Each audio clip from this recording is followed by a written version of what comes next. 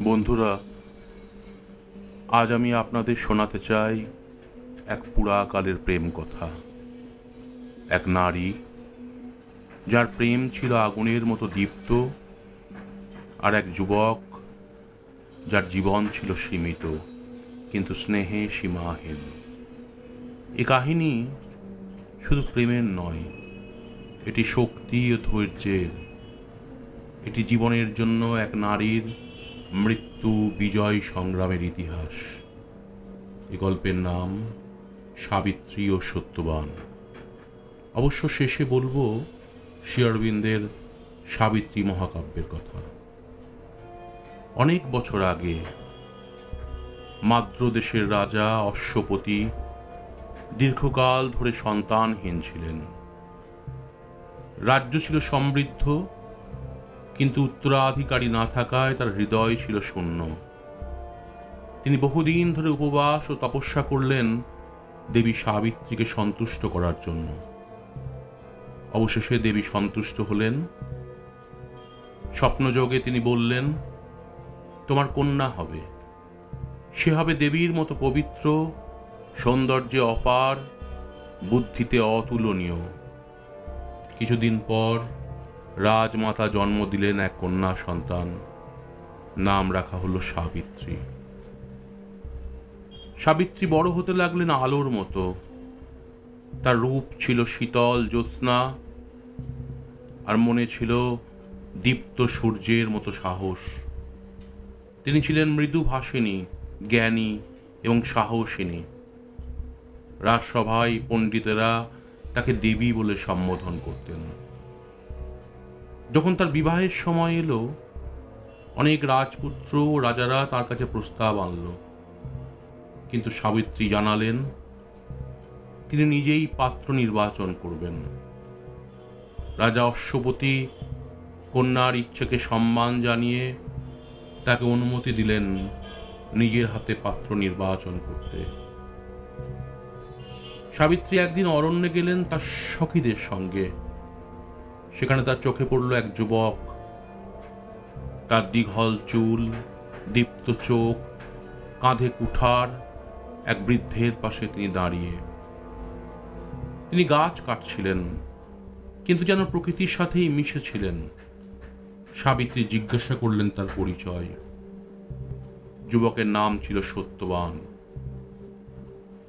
তিনি ছিলেন শাল্য রাজ্যের রাজপুত্র, কিন্তু তার পিতা রাজারাজ ছিলেন অন্ধ ও নির্বাসিত।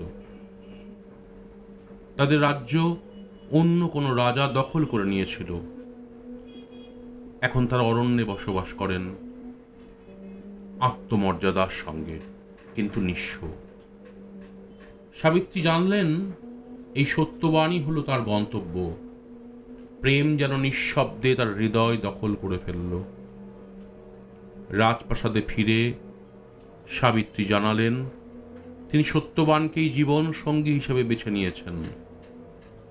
তখন রাজসভায় উপস্থিত ছিলেন দেবর্ষী নারদ। তিনি বললেন, সাবধান হন রাজা।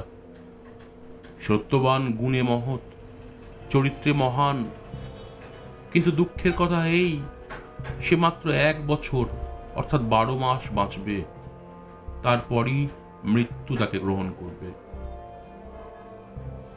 এ কথা শুনে অশ্বপতির হৃদয় গেল ভেঙে। তিনি অনুনয় করে বললেন, সাবিত্রী, অন্য কাউকে পাত্র হিসেবে বেছে নাও।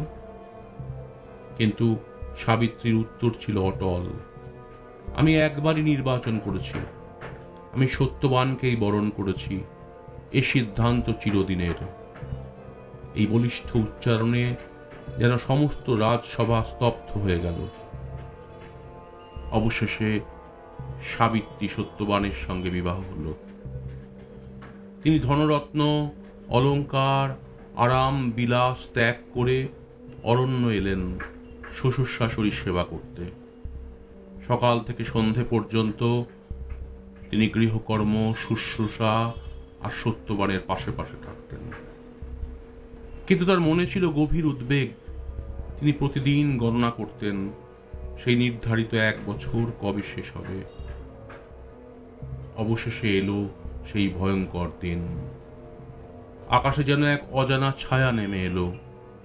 সত্যবান প্রতিদিনের মতো জঙ্গলে কাঠ কাটতে গেলেন, সঙ্গে গেলেন সাবিত্রীও। হঠাৎ সত্যবানের মাথা ঘুরে পড়ে গেল।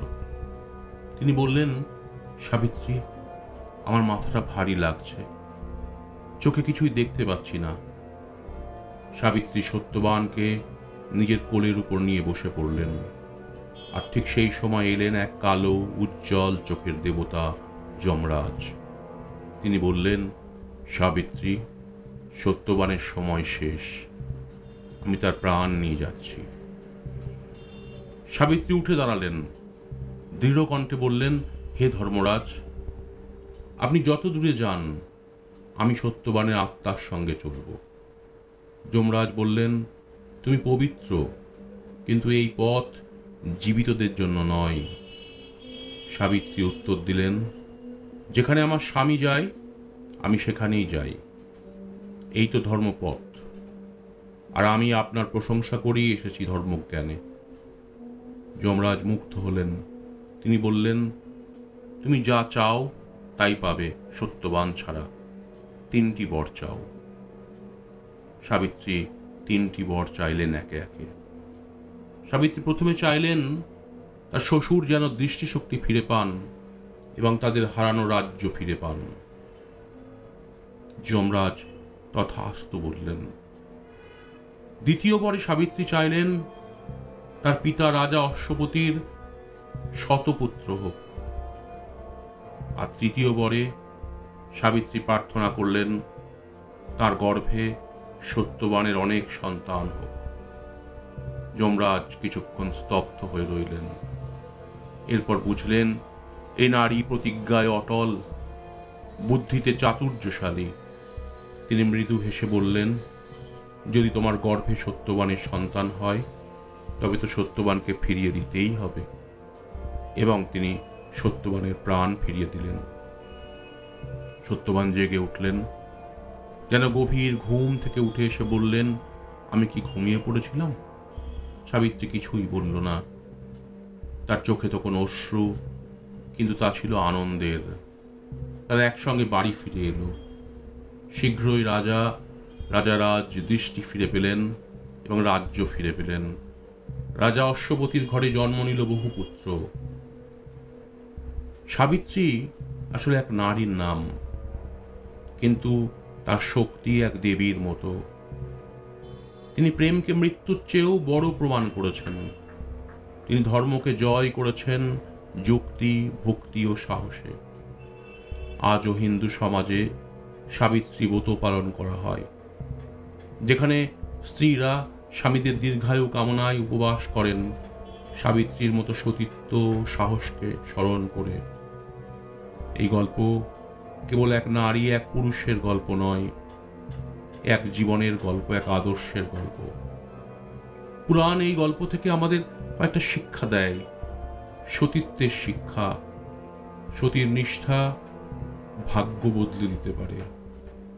বুদ্ধির জয়, কৌশল ও ধৈর্য দিয়ে সবকিছু অর্জন করা সম্ভব। আর তৃতীয় শিক্ষা, প্রেমের মহিমা। সত্যিকারের ভালোবাসা মৃত্যুকেও পরাজিত করে। এ গল্প যারা শুনলেন তাদের কাছে একটি প্রশ্ন থাকবে, সত্য কি, বুদ্ধি না ভালোবাসা? কোনটা দিয়ে সাবিত্রীর জয় সম্ভব হলো? এই বক্তব্যের দ্বিতীয় এপিসোডে আমরা শ্রী অরবিন্দের সাবিত্রী সম্পর্কে খুব সংক্ষেপে বলতে পারি। আমরা জানি শ্রী অরবিন্দের একটি মহাকাব্য সাবিত্রী। শুধু মহাকাব্য নয়, এটি এক আধ্যাত্মিক কসমিক যাত্রা। শ্রী অরবিন্দের সাবিত্রী কেবল সাবিত্রী ও সত্যবানের পৌরাণিক প্রেম কথার কাব্যিক রূপ নয়, এটি মানবাত্মার চরম অভিযাত্রা। তার অন্ধকার থেকে আলোকের দিকে উত্তরণ, মৃত্যু থেকে অমরতার দিকে মহাপ্রয়াণ। শ্রী অরবিন্দের মহাকাব্যটি প্রায় 24,000 পংক্তি দীর্ঘ, ইংরাজি ভাষায় লেখা। অথচ বিশুদ্ধ বেদান্ত ও যোগের দর্শনে পরিপূর্ণ। এখানে সাবিত্রী কোনো মানবী নন, তিনি ডিভাইন মাদার, ঈশ্বর শক্তির মূর্ত রূপ। আর সত্যবানের প্রতীক হল মানবাত্মার, যিনি জন্মেছেন, বন্দী হয়েছেন জন্ম মৃত্যুর চক্রে, এবং যিনি মুক্তি চান, মুক্তি চায় তার আত্মা। শ্রী অরবিন্দ তার কাব্যে দেখিয়েছেন সত্যবান জন্ম নিয়েছে এই পৃথিবীর এক অরণ্য আবদ্ধ অন্ধকার জীবন বৃত্তে, যেখানে মানুষ সীমাবদ্ধ, ব্যথাতুর, মৃত্যুর শাসনে আবদ্ধ। আর সাবিত্রী নেমে আসেন ধরায়, মানুষের পাশে দাঁড়ান প্রেমে, সহানুভূতিতে, কিন্তু তার অন্তর্নিহিত উদ্দেশ্য একটাই, মানব জীবনকে মৃত্যুর সীমা থেকে মুক্ত করে ঈশ্বরীয় চেতনার সঙ্গে যুক্ত করা। তাই যখন যম মৃত্যুর রথে সত্যবানকে নিয়ে চলে যাচ্ছেন, সাবিত্রী তার পেছনে চলেন, পরপর 3 বার মৃত্যুকে যুক্তি, প্রেম ও সত্যের ভাষায় প্রতিহত করেন। শেষে মৃত্যু আত্মসমর্পণ করে। সে বলে, তুমি সত্য, তুমি প্রেম, তুমি আলো, আমি তোমায় ঠেকাতে পারি না। সাবিত্রী কেবল স্বামীকে ফেরান না, তিনি মানবতার জন্য নতুন এক ডিভাইন পসিবিলিটিকে নিয়ে আসেন। এই পৃথিবীতে এক নতুন চেতনার আগমন হয়, যেখানে মানুষ আর শুধু মৃত্যু ও ভোগের দাস থাকবে না, বরং ঈশ্বরতায় উত্তীর্ণ হবে। শ্রী অরবিন্দের সাবিত্রী আসলে এক মহাকাব্যিক প্রতীক। এটি শ্রী অরবিন্দের সুপ্রামেন্টাল যোগার কেন্দ্রীয় দর্শনকে তুলে ধরে। মানব জীবন যদিও সীমিত, কিন্তু তার মধ্যেই লুকিয়ে আছে অসীম ঈশ্বরত্বের সম্ভাবনা। এই হলো শ্রী অরবিন্দের বক্তব্য, যে শক্তিতে জাগ্রত করতে চাইলে দরকার প্রেম, তপস্যা ও চরম নিষ্ঠা। A day shall come when man shall be more than man. একদিন মানুষ নিজ সীমাকে ভেঙে উঠে দাঁড়াবে দেবত্বের দিকে।